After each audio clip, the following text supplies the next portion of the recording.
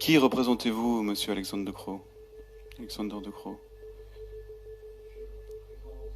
Le gouvernement fédéral et les gouvernements qui faisaient partie du comité de concertation. Qui représente le peuple... Non, excusez-moi, je peux continuer. Qui représente le peuple belge? Ma question est, si vous êtes le ministre de tous les Belges, pourquoi n'écoutez-vous pas ceux qui pensent autrement que vous?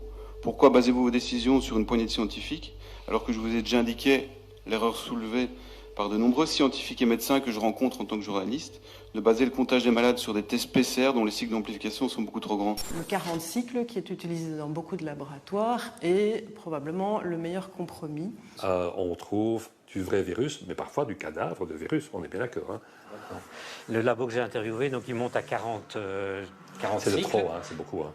Pardon? C'est beaucoup à 40, c'est énorme.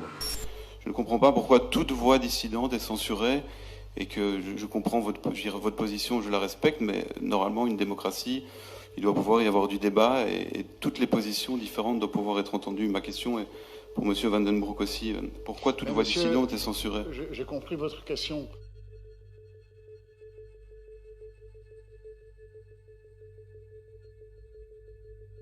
C'est assez grave ce que vous dites. Où est la censure? Où est-ce que vous voyez de la censure? Où est-ce qu'il y a quelque part une voix que j'aurais censurée?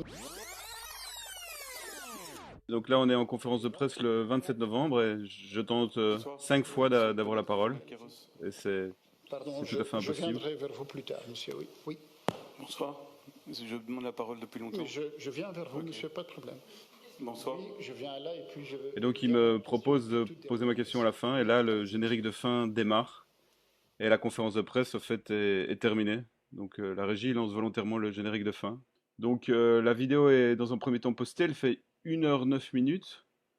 Et peu de temps après, elle disparaît. Donc, elle est plus visible. Et il la reposte sans les questions des journalistes. Donc, elle fait 49 minutes après.